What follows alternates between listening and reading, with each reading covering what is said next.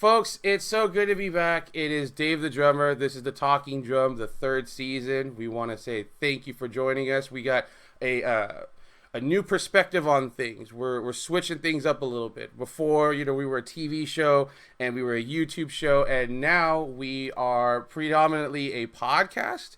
And so we're really excited to be exclusively coming to you in podcast form.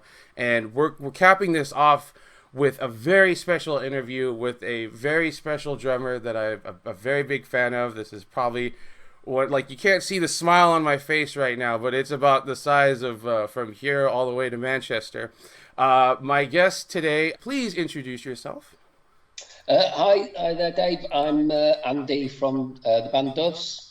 Thank you so much for joining us. I'm so no problem. so happy to have you. Once we decided that we were going to go worldwide as opposed to just staying in Santa Cruz, and this is a big this is a big jump off.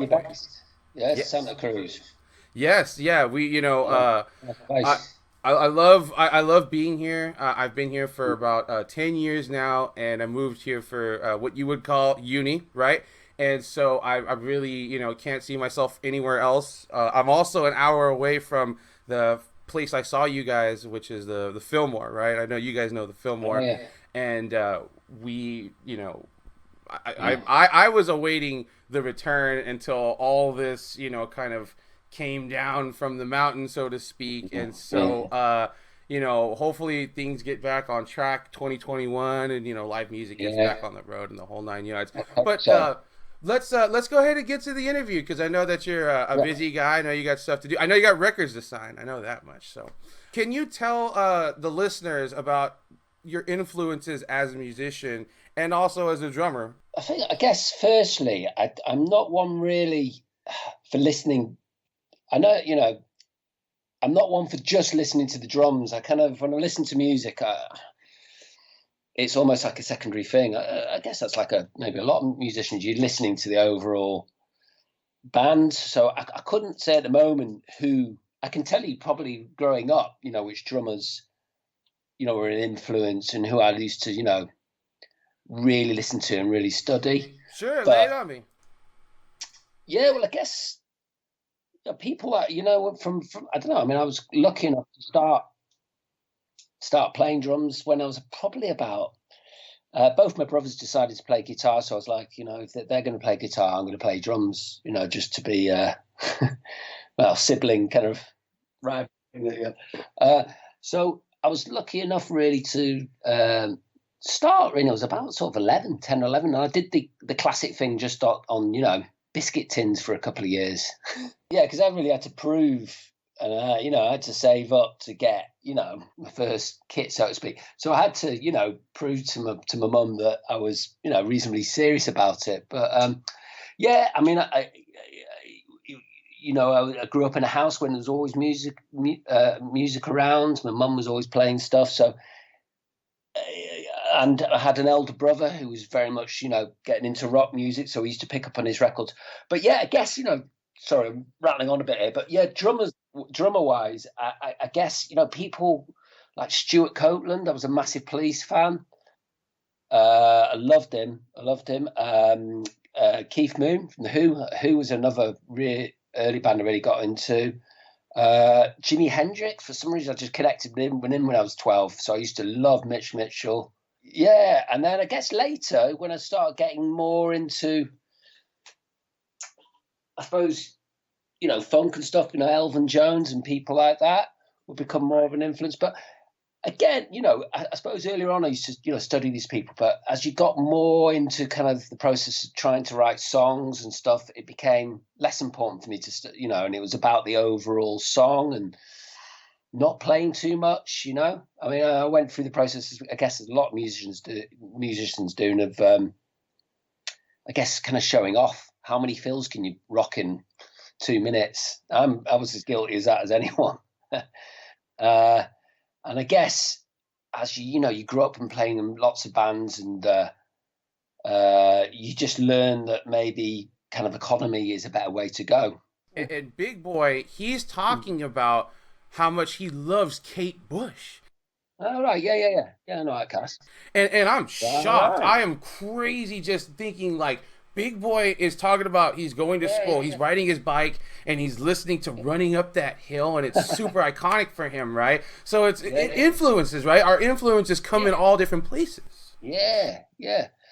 I guess that's why somebody like him's such a creative person, really, because he's checking out everyone. He's not narrow-minded. The best kind of creative minds, I suppose, are listening to, checking all sorts and stuff, which you'd find surprising, I suppose.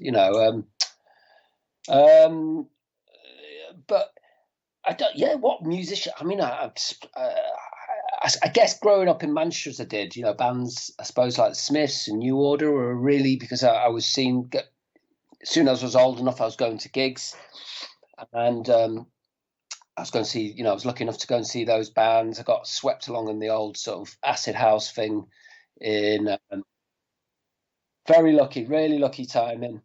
Um, but I love, a lot of electronic music. I love craft work. I love a lot of soundtrack music. I love, Morricone, God rest his soul. John Barry, I love a lot of funk music. I love, Afrobeat. I love. I just try and listen to as much stuff as I can. I love a lot of soul, uh, uh, hip hop. I got really into in my 20s. Just yeah, I've just always tried to, why cut yourself off and just listen to one sort of genre of music? There's so much great stuff out there. So I agree 100%.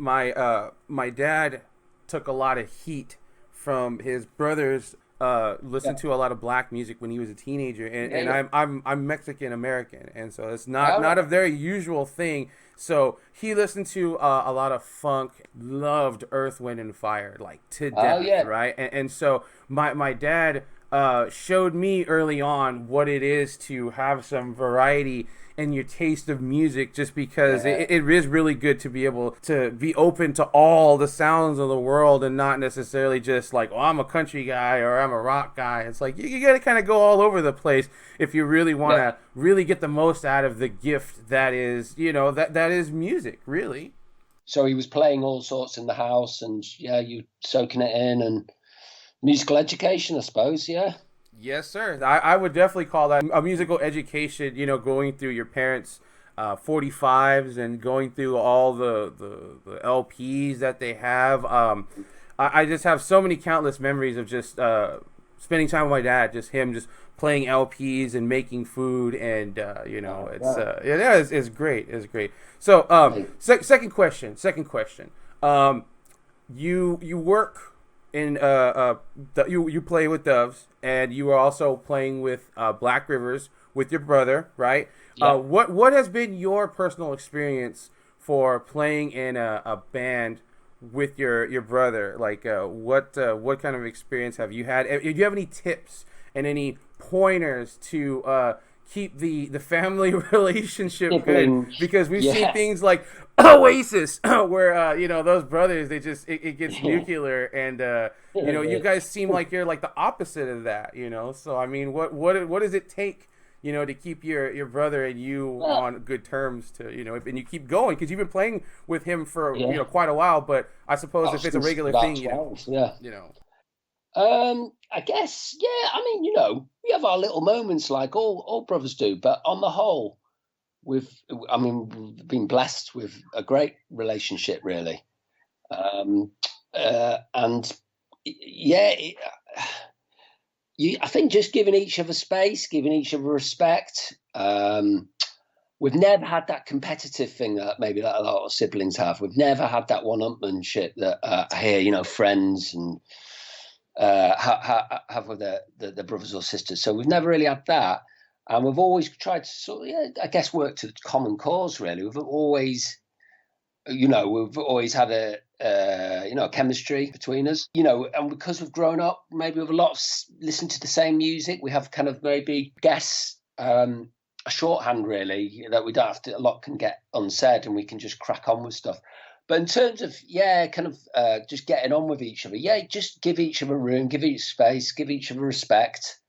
Um, I don't think either's got raging egos. I hope not. Anyway, I think that we tried to keep pretty, our feet on the ground and not get carried away with too much stuff. Yeah, yeah, totally. But I mean, really, Jimmy's pretty much a brother as well. We've worked so long together.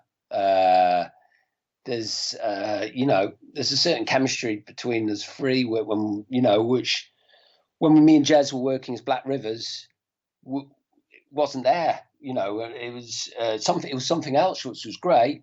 But us three together is a different thing, And I think that's why we both missed that element. I think. Jimmy being the element, I suppose. And our hiatus, really, it was it was brilliant to reconnect. I mean, me and Jez loved the Black Rivers project. We had a great time doing it because we'd had a bit of downtime beforehand, and we were itching. We were both doing different projects with different people. We kind of gravitated again together to working again. We went out on tour with Martin Ravelski, who plays keys, and a friend Ollie. And we got out to the States actually, and we did. And we had a brilliant time, and it was almost back to basics really. We were back sort of loading the van, and stopping for food at service stations, and it was back to basics again. But that was cool. It was really good. We really enjoyed it. I think in terms of. I mean, in some bands, that kind of rivalry between the brothers, can be a very, a great creative thing. And like a band like the Kinks, I suppose, like Dave and Ray Davies, where they've always had that kind of conflict. And it's, you can see certain gigs on stage where, there's definite friction going on. It adds an extra element, So I think throughout the history of bands, there has been, generally as you're growing up, you look to forming a band and you look around, you start with your own family maybe, or maybe you don't, I don't know. I feel blessed that we've not had that kind of relationship where there's that constant friction, but I can also see it's being a creative thing in certain bands as well, Yeah, that's why I think it's good to talk to people who have been working for a while now with their family. Was it the Beach Boys? It's like a brothers and cousins, right? Brothers and cousins, right? Yeah. So it's very interesting how some folks do it and other folks do it, and obviously it's very individual. But at the same time, you want to ask the people who have been making it work. How does it make it work? How do you make it work? Just because there's a lot of folks out there that probably wish they could do the same thing, but like they have that competitiveness, or they have just that mentality where one of them has to be the miser and one of them has to be oppressed. Yeah. And so when you find people that get it, they know how to make it work. It's good to pick their brain a little bit and go, what are you doing? Like, what am I doing wrong? Or necessarily what's a good tip to get back on the road? And so I think the information you just gave the listeners is fantastic. It's paramount. I do want to say real quick though, since you brought up Jimmy is like a brother to you, I want to quickly put in perspective with the listeners that the three of you were also doing electronic music as Sub. That was along with Jimmy for a good while, and then you folks had Ain't No Use, and that's a brilliant song, and you guys had a couple of great tunes that I got to hear as I was getting into you guys to begin with. But then the fire happened, and then you all basically became doves over the next course of a couple of years, and I mean, the stories that MTV2 were painting about you guys were literally that you guys were like born of fire. So I mean, watching that kind of stuff really kind of created a mythos about you guys to me as a fan starting out, and I thought that was just like wow, what a story. They went from sub to doves, and it's just like wow, that's a hell of a story. But I did want to give to the listeners that Jimmy, you guys have been working with Jimmy, he's the bass player in Doves, for quite some time as well. You guys are, you guys did the dance music. You guys were around the hacienda and around that dance area, which is like mythic now, right? A lot of people talk about it. There's been movies about it. The last days of that kind of scene. And so, yeah, no, I think that have you guys have you have a special bond. You and your brother, Yeah. you've got a special bond, and then you and Jimmy, obviously, because you just mentioned about how Black Rivers was awesome, but with the three of you, it's just like damn, like now we're cooking with some real oil, right there. So yeah, thank you for that. Can you tell us about your current drum setup? What's your preferred stick size? I know that you just recorded an album this past year, the Universal Want. We wanted to just know if there was anything different that you did differently in terms of recording or engineering wise, or maybe there was some cool drum tricks or different drums that you used during the session that really kind of stood out. Is there anything like that? I like really old fish now. So, I mean, first I'd say I'm not a massive gearhead. I have to make that I have to fess up. But yeah, and in terms of, okay, so my setup, I have like a kit that I use for the studio and a kit I use for live. So the studio kit is, I've got it right behind me here. It's an old Ludwig. It depends on it depends on the song, but yeah, I like to use this mostly. It's like an early '70s Ludwig, kind of gold sparkle. Uh, so it's got a 22-inch kick drum, 13-inch rack tom, and then a 16-inch floor tom. And I'm pretty lucky. I've got a few snares, which I tend to switch them up in the studio. So my go-to was like a Ludwig snare, like a mid kind of. I don't know the exact name of it, but I think it's like a mid 1960s era snare drum. And I've used that. I use that a lot on Lost Souls and Last Broadcast. It's a really snappy. It's like 14-inch times I think 5-inch. So yeah, that was always my go-to snare. And then if I want something a bit more snare-wise, I've got this Pearl snare, which is a 14 times. It's quite deep. I think it's like a 7-inch or something. And I got really lucky with that snare. It was like it's off my live kit. I mean, Pearl have been really good to me. I've got two Pearl kits which I use for live. Similar sizes to my studio kit, but then I have like an additional second tom, which is I think it's an 18-inch floor tom, so two floor toms. Yeah, it's that kind of jazz setup. I guess it comes from I got taught for a year or so when I was about 13 off this old jazz guy, and he had a jazz setup, and I always loved his kit. So when I started, I always liked the cymbal, the ride cymbal over the kick drum sort of setup, and the low cymbals. But I sort of picked that off Jack Hume, which was the guy who taught me actually. So yeah, but yeah, sorry.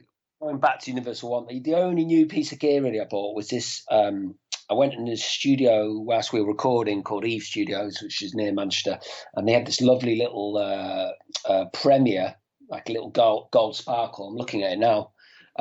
Gold sparkle. I guess it's like an early 1960s snare drum, and it was lovely. I played it instantly. I think the track "I Will Not Hide." Universal One, which is on the track. I played it on that, and I went, right, I'm having one of these. So I just got on eBay that night and found one exactly the same spec and the same gold sparkle, which matches my Ludwig studio kit. And that's lovely, really snappy snare drum, loads of character. Yeah, so I just like snare drums with loads of character, really. Yeah, just that kind of vintage sound I do really like. I guess I'm really lucky. A really top lady from Zildjian Cymbals called Tina has always really looked after me and sent me Zildjian cymbals. She's been really good to me over the years. So I play like K series Zildjians with the with the exception of the Avidas ride cymbal. So I have like a ping ride. Okay. I found this on the web for case series, The Exception of a Venus Symbol. Check it out. That's Siri kicking in. Did you hear that? I never asked it. It just kicked in of its own. George Orwell was right, wasn't he? Somebody's always listening. It's a bit worrying, really, isn't it? But yeah, so I'll have like 14-inch K hi-hats, and then I'll go for a like a 17 or 19 crash on my kind of left-hand side, and then I'll have for live anyway. I'll have two ride cymbals. I'll have like a nice clean ride, which is me Venus ping ride, which is like a 20-inch, and then I'll go for a K ride. Got a few different K rides, a bit bigger, 22-inch, and then I'll have another crash on my right hand side, another sort of, I don't know, like 19 or a 20-inch crash on the right, and that's it really. We just discussed that you've been working on the Universal Want, the new album, right? I know you guys are super proud of it. I'm super excited for it. But in particular, are there any drum tracks that that stand out in your mind that made you smile? Or like I said, maybe the engineer was like, man, you should have seen yourself, like you had like the biggest smile right after you got done just laying this out, or maybe while you were doing it, you had like a big smile on your face. Is there any tracks that really stand out to you or have like a special place to you? In the place I mentioned before, Eve Studios in Manchester, two songs on the album which I really enjoyed playing. I loved, it was it felt right up my street what I was playing, so to speak. Because on every album there's more challenging tracks, and which are great. It's great to challenge yourself in it, but these two I just felt really comfortable, and I really, I really enjoyed playing. Yeah, there's a track called For Tomorrow, which is on the album, and then another song called Mother Silver Lake, which has got a kind of like, it might not like sound it like to other people, but to us, we will try to go for a kind of Afrobeat groove. I don't know if it worked out that way. We always have this thing in our mind, oh yeah, this is kind of vibe we want to go for, and then so I don't know whether people could spot that in there, but those two tracks I really enjoyed playing. I was having a lot of fun playing them. Because there's a few songs in the album we were a bit more live than a lot of Dove's albums, where there's a few of the tracks on the album which we actually sort of compile by like patchwork. So we're kind of like using a take from here, a take from there, and we're mixing it up, and then doing post-production on them, which is something we've always done. But on this album, there's a good few songs where we were really just free, and actually Martin Rabowski, the keyboard, would come in on live, and we'd just try and do it as live as possible. We might have to overdub a vocal, or Jez would want to put a second guitar part on, but the basics, certainly bass and drums, we tried to do as live as possible. I really like working that way. I love the fun of it. I love the instant. I think you just get something that you can't really put your finger on, that kind of sort of an X factor that I guess records been made like that for like 60 years, haven't they? Where people play live. There's definitely something in that approach that works, doesn't it? What do you like to do to like unplug from everything that stresses you out? I know you're a parent. We were just talking about that. You're a family man, and you're also a killer musician, and you're a professional recording artist. So what are some of the things that Mr. Andy Williams does to kind of get away from it all? To kind of just like hobby. Are you a green thumb, or like what do you do to get away from it all? I like seeing friends. I hang out, obviously my family.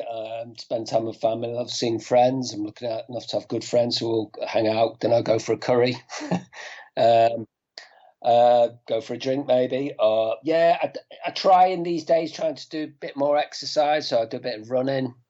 I know that can sound a bit boring, really, but especially with playing drums, as you're getting older, you need to maintain your fitness, don't you? I don't want to be in a gigs setup where I've run out of steam after 4 songs. So I try and keep reasonably fit. But I like that; it's quite good mentally for me in a way. So I'll get music on, and I'll go running. What else I do? I love listening to music still. I know what else? Reading. I like reading. Yeah, I mean, I've always liked English. I mean, kind of within the band, one thing I really enjoyed doing is writing lyrics and reading. Reading kind of does, I get ideas from it. I get, well, I mean, I do it for purely enjoyment, but occasionally I'll get ideas and I write them down, and it's something I find. Well, firstly, I enjoy, but secondly, I find creatively is, I enjoy doing. So yeah, certainly in the evening I'll try and turn off the telly and and try and read instead. It's good to switch your mind off like that, isn't it? Yeah, I mean it's good for just switching off mentally from work, from family and everything. Exercise, and you just you switch off from stuff, and you can get good ideas that way, I guess, as well. Doves have a track on Lost Broadcast, right? Great album. The M62 song. So the song is credited to the original lineup of King Crimson. Now, the 1972 model gave us Lark's Tongue and Aspect, which is where we get our name from. One of the tracks off that is the talking drum. So what could you tell us about the influence that they maybe had on you guys? I mean, would you like to talk to us about that a little bit? Yeah, I mean, I've got a professor. I'm not a massive King Crimson fan. Jimmy is. Jimmy loves King Crimson and could probably. But weirdly, that song is a weird. I watched a film called Buffalo '66. Uh, do you know the film? And I heard that song. I think it's the actor Vincent Gallo did a kind of like a sort of a dance routine to move, and so yeah, I mean we borrowed the melody. I'm not going to lie to you. We were like wow, but wrote a different melody, vocal melody. And I was like this is great. This is really just as soon as I heard it, oh wow, I just heard Um, so yeah, we obviously cleared it. We went to them and said, we've done this different, and they graciously said yes. And yeah, I need to check out more King Crimson. Really, I know they're a really well respected band. I know Bill Bruford's a really respected drummer, isn't he? He's got skills, yeah. We were talking about snares, right? We were talking about the sound of a snare, right? You're a big fan of a very characteristic snare, and for me, it's all about the sound that his snare produces. Okay. Because he's gone on record countless times and has been like, I've used tons of different snares.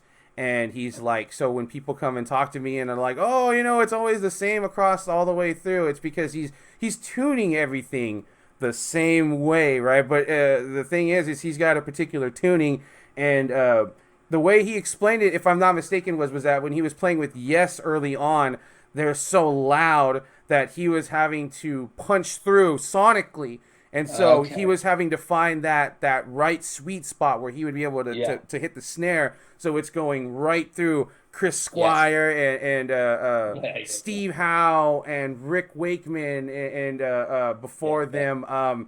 Oh my gosh, I'm failing to remember the two guys that were there before Wakeman and Steve Howe. But anyways, the point is that Bill's having to cut through this sound. And so he develops this technique, and he has a very characteristic snare. And so when you hear him throughout like all his tracks, I mean, that snare to me is like the signature. It's like the calling card of Bill Bruford. When you hear that sound, it's just like I know who's on this track. Yeah. There's an album that Squire did, 76. It's called Fish Out of Water.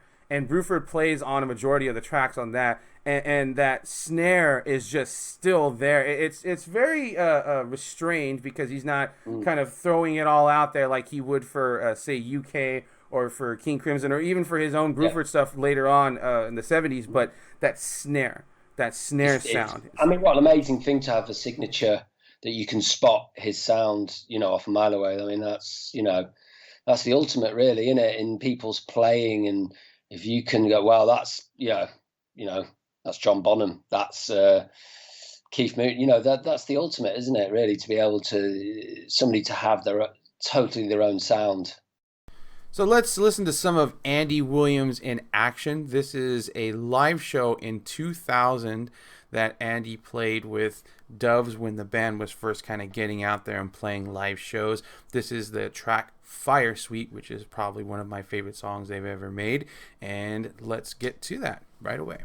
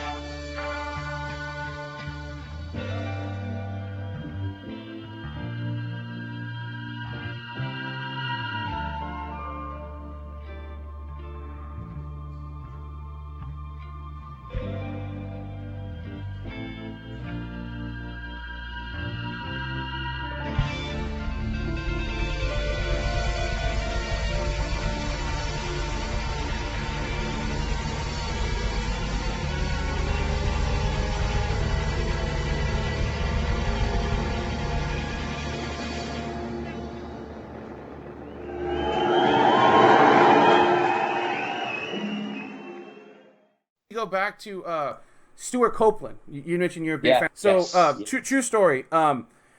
So Stuart was probably my first favorite drummer because as a kid growing up, I love the Police. I actually was born the last year that they are touring, and then about like 6 months later they call it, and that's pretty much it.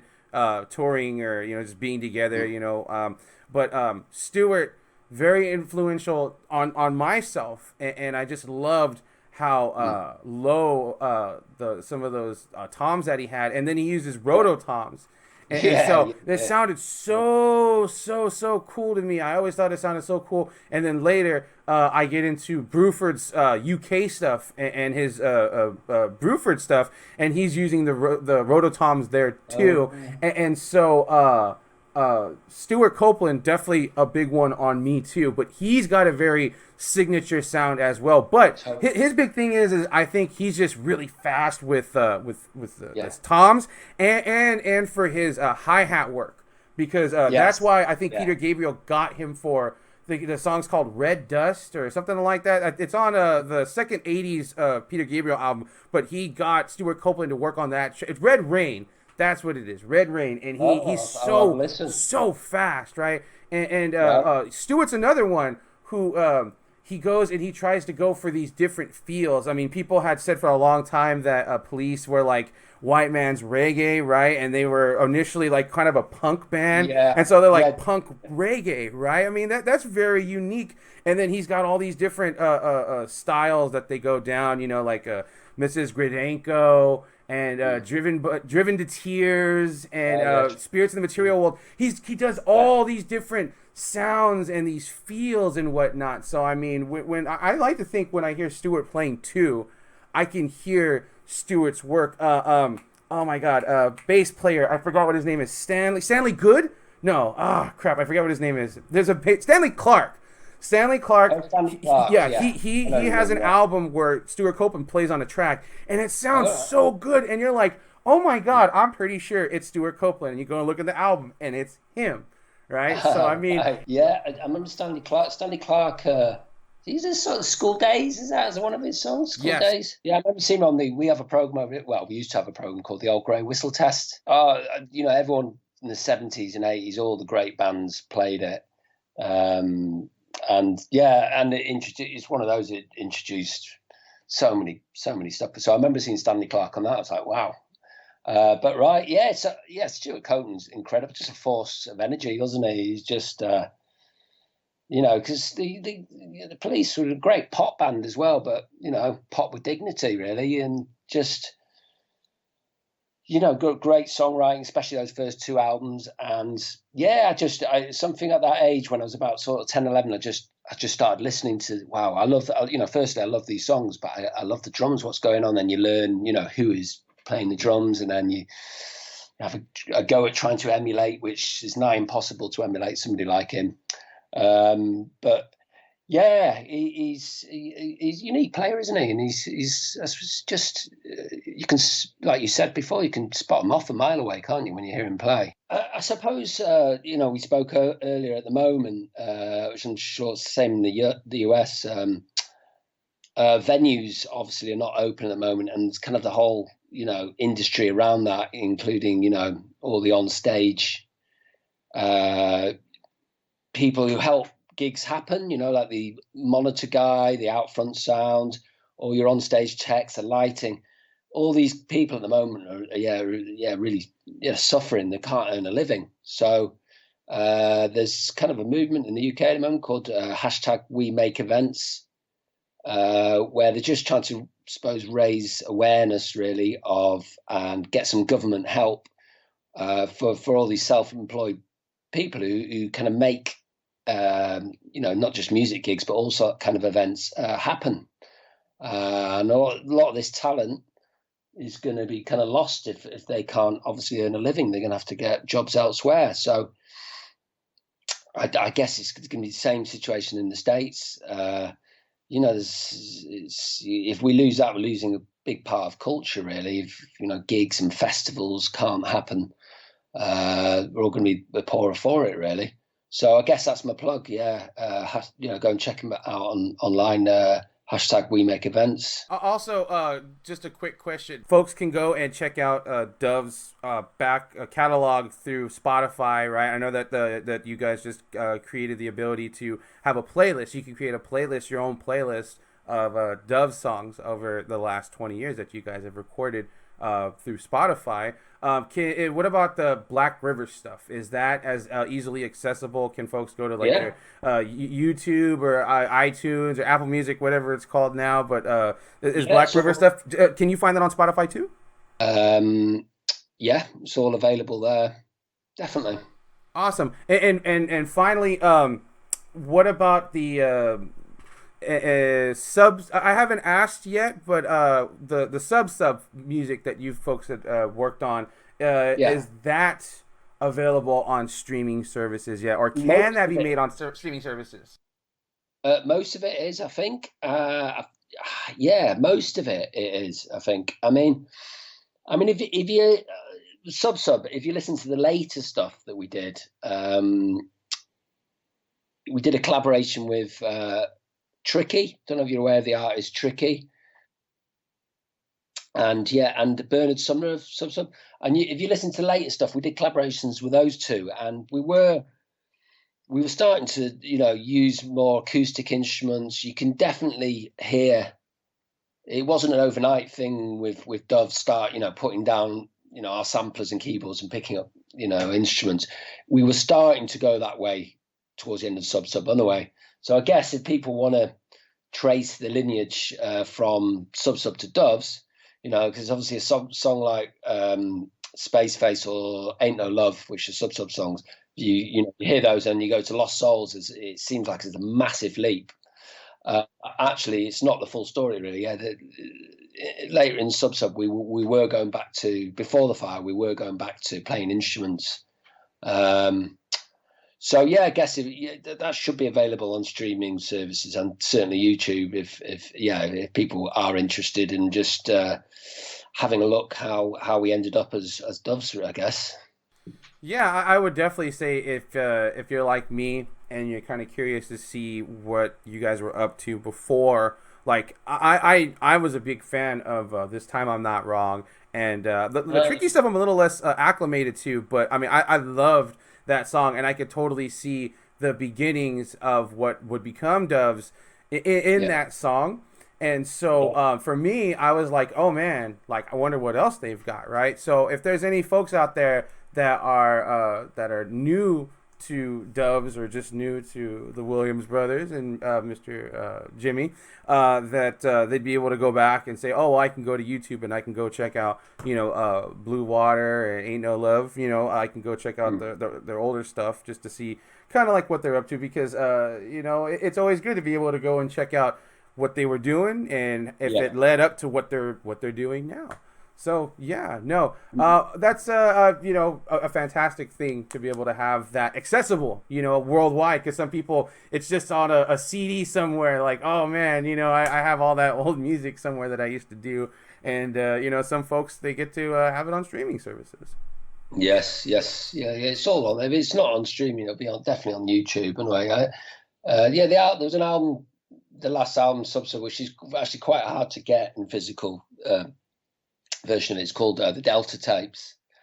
So that's definitely, if you hear that as a record, you can definitely it's kind of like the missing link, I guess, between Sub and Doves, I suppose. Really happy that you guys came back, and you guys are. It's such a clutch time. I mean, we're in a really crazy year. I've been telling people for a little while. If we don't see Rodan and Godzilla fighting it out by the end of the year, I think we made it. We're gonna be all right. Because literally everything that could have gone wrong for a lot of things totally did go wrong, and so we are living through crazy times at the moment, aren't we? Yeah, and I'm a substitute teacher normally, and so the whole thing with the education and putting kids in the middle of it, I'm not doesn't sit well with me. I could go on a tangent, but the point is 2020, it's crazy year. You guys' album is gonna be like the thing that we're all looking forward to and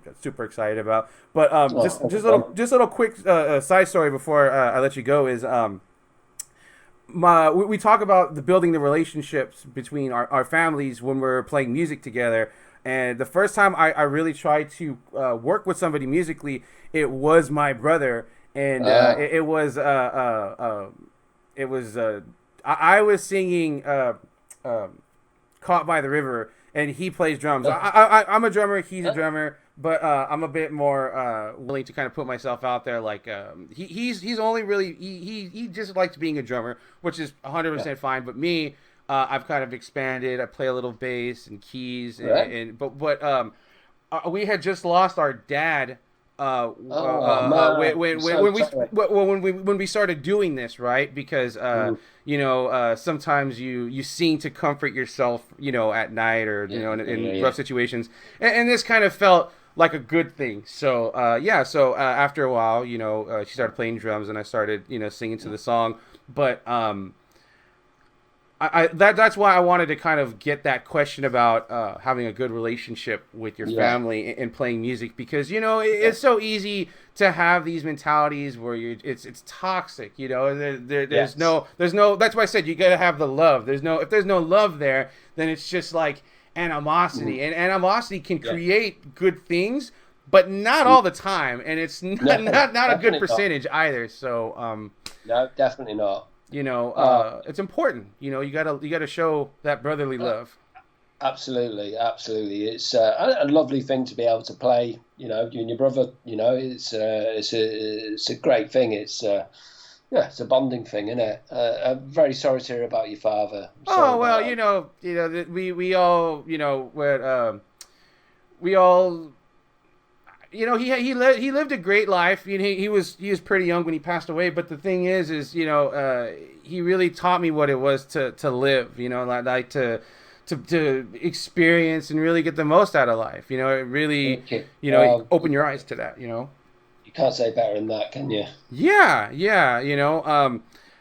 I think what's the most important part is that you keep walking on even though you lose them, because for me he was like the most important person in my life, and so when that all happened, I was just literally like shook to my core, and I wasn't sure what I was going to do with myself, but I put myself back into school, and I managed to get into like I said, what you guys would call uni, and I got to move away to the beach, and I've lived here ever since, and nice. I can't really ask for too much more on that front. But again, I thank you so much for your time and talking with me.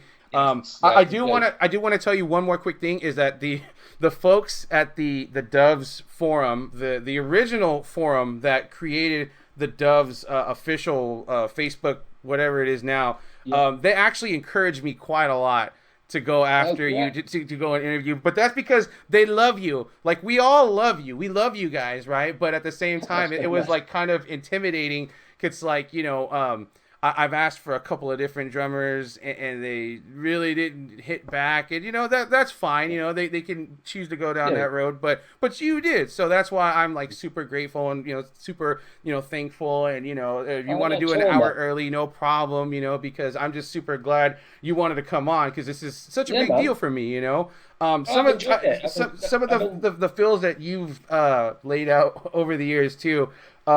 They never leave my mind, like, ever, especially when I'm playing, just because some of them are just, they're so good, I could just seriously just put them on loop and just listen to them forever. That's very kind of you to say, I mean, I'm not Mr. Technical, I just sort of do, I don't practice as much as I should. But feel. I just go with feel. Yeah, exactly. Drumming is a large part of it, is about the feel.